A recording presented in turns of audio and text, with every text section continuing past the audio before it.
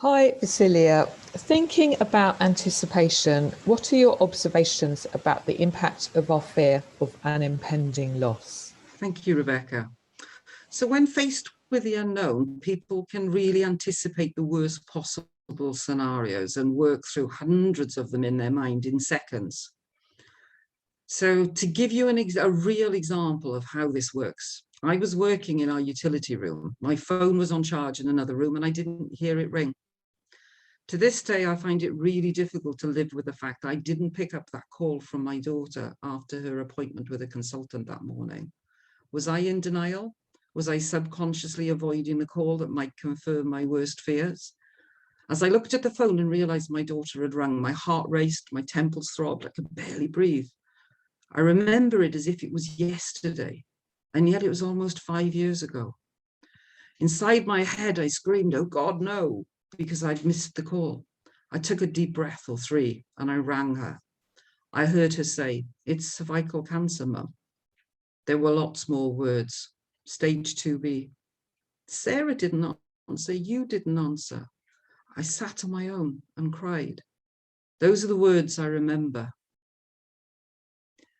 In my own head, I was going, what does this mean? No, it can't be. Not my daughter. Why her? Why us? The children, her husband, my mother, my sister. Why does she live so far away?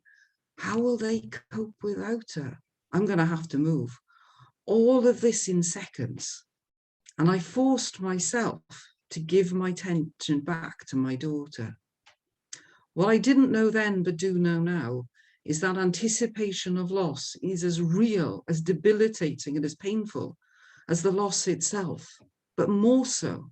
My reactions were off the scale, my fear very real, my emotions intense. Emotionally, physically, and behaviorally, I was reacting to a perception of a loss that was very real in every sense, except it hadn't happened. It was something I feared would happen. All of this is happening in seconds. So I took a deep breath, forced myself to really listen to her. She needs you now. Adding guilt to my already hyper emotional state as I was trying to listen to her. I listened through a veil of tears and I can't remember for the life of me what I said. But I do remember her telling me an awful lot, but I don't remember any of the specifics except cervical cancer needing treatment. In hindsight, I can now see that even before the call, I was anticipating the news would be bad. I wanted to pretend it wasn't real, and actually working in the utility room for me was the distraction I needed. It's the Tigger in me needing to be busy whilst I waited for the call to come. My phone is never far away from me, yet that day it was in 2 rooms across the other side of the house. So Dr. Richard Wilson, who's a pediatrician, created something called the whirlpool of grief. And he uses this to help his families understand the journey of loss and grief. Knowing about it, it actually helped me to understand my anticipation of the loss. There I was rowing along my river of life, oblivious to the rapids I was heading into, before I plummeted over the edge of the waterfall headfirst into an emotional whirlpool, just at the thought of what might be. The word cancer hit me like a tsunami. It didn't just rock my boat, it threw me out onto the emotional rocks. It felt like hours, yet it was barely minutes. So loss comes in so many forms: physical, cultural, emotional, financial, health, short-term, long-term, immediate impact, or the full hit yet to come. But this impending roller coaster of losses is there as they roll one in after the other, one after the other, more and more coming in. Whatever the loss, the very fact that it might happen, that our life, the life of our loved ones, friends, family, colleagues, are impacted by something completely outside of our control, that we can't stop, that we can only react to each situation and hold on to whatever you can hold on to. Could be hope, whatever it is to get you through one moment, 1 hour, 1 day at a time. For my daughter, she was on maternity leave, baby just 2 months old, and hers the only income. So the very real threat of losses for her were about the cost of the daily journeys back and forth to the hospital, the hours drive each way, sometimes 4 times a day in peak time traffic, parking, fuel. For me, I invested in something that we now still call chocolate pillows for my granddaughter, Cadbury's dairy milk to the rest of us. And this was just a moment of lightness and normality in this incredibly abnormal situation. The waiting for the treatment, for the results. What after effects? Would there be after effects? For the ambulance to come when they were called out because she was so ill after chemo. For the doctors to work their magic when she had anaphylactic shock to IV antibiotics. And I desperately tried to stop myself passing out from the pain that she was in and the shock that I was experiencing. Watching her go through her treatments, she kept smiling, laughing, joking. Rarely did we see her real emotions. She was distracting herself by being focused on the things that mattered. So she had to be Tigger. And for someone who's normally a Winnie the Pooh, that wasn't easy for her. So one treatment at a time, she kept the Tigger mask on to try and keep everything as normal as it could be for the rest of us, while staying busy to distract her from everything she was going through. But seeing her through the treatments was hard, not as hard as for her going through them. But what I found amazing was the staff was so supportive. When I saw her being rushed to hospital, the ambulance driver took a moment to let me know that if he blue lighted, it would be simply to get her to the hospital more quickly, to relieve any pain she was in. And that was reassuring for me, having to drive behind the ambulance, because imagine my panic if the blue light had gone on and I hadn't realized the why he'd be using it. Watching my granddaughter use her potty to help mummy, because mummy was in the only bathroom we had for so much of the time, she had to revert to using her potty. Seeing her get so excited with her chocolate pillows, and when she could come with me on the odd day to the hospital to pick mummy up, so she could see where mummy was going every day. And of course, the new grandson was gurgling, oblivious to the turmoil all around. So I counted my blessings. I'd finished work quite a while ago full time, so I simply packed my bags, moved to the other side of the country for however long it was going to be the chauffeur, the shoulder, the playmate, the nanny, the friend, the ally for her husband, and messenger for the extended family. So I got busy. I became Tigger. If I stopped, I'd have had time to think. And when I had time to think I did. The what ifs, what that future might hold.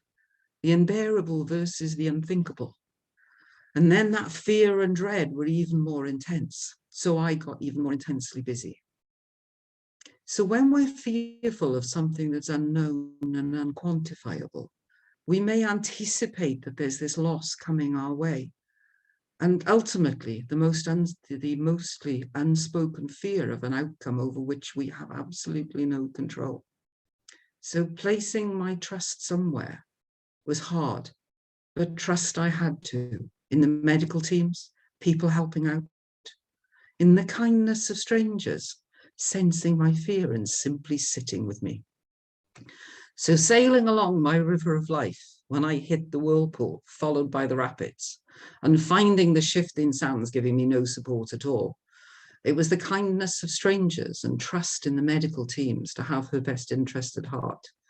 In the eyes of my grandchildren was where I found strength, until the next time, until the next treatment, until the next paramedic. But somewhere along the way, didn't see it coming, life adapted to this new normal. We'd created a different way of getting through each and every day. And it was only afterwards that I began to realize the very real losses along the way. Having to let go of control, having to face that forced menopause, result of chemo and radiotherapy. Realization the family is now complete whether she wanted it to or not. Having to let go of dignity and pride. Asking for help where normally she'd be the one to help. Financially, negotiating bureaucracy, being forced into all sorts of situations that she hadn't bargained for. The outcome I feared most was my daughter's death from cancer, and it was one I anticipated all the time. But thankfully, it didn't happen. Though nearly 5 years on, there are times when I fear it might return. These are less and less as time has gone on. And I have more and more seen it's her family and her busyness that keeps her going in the face of the chronic and long-term late effects left over from the treatments that saved her life. Very recently, she rang me and told me she was having an exploratory op under general anaesthetic. Instantly, my heart raced, my head pounded, and seconds later, I heard a voice say, "The MRI was clear, Mum. The MRI was clear. There's nothing nasty lurking." She instinctively knew I needed reassurance. Not everyone experiences anticipation of loss, but where you do, it's real, it's normal. It's as normal as the grief we experience when the loss is real. Just know it's okay not to be okay. For those whose ultimate fear becomes a reality, my heart goes out to you. Whether you feel the anticipation of the death of your loved one or were left reeling by the news, the pain of the death can never be understood by anyone but you. Death comes to all of us at one point in our lives. We are human beings, not infinite beings. And whilst denial is a great place to visit to buy us time to gather strength, it's not a great place to live. A terminal prognosis gives us knowledge that the inevitable is just that, inevitable. To be able to make plans, to put affairs in order, create those end-of-life plans. The anticipation of loss can lead to creating a living legacy, reduces regrets, enables people to know your personal wishes. And when you have the chance to fulfill these, it can help sustain us through the worst of times, that we had that time together. A lady recently asked if it was normal not to grieve for her brother. He had been for many years experiencing mental and physical health issues, several times been near to death. She'd anticipated his death for years. And since he died, she felt guilty for not deeply mourning his death. And this is the experience of many who've anticipated the loss of a loved one. When the time comes, the preparation, sharing, caring, opportunities taken to be with them during their life, ease the passage of their death.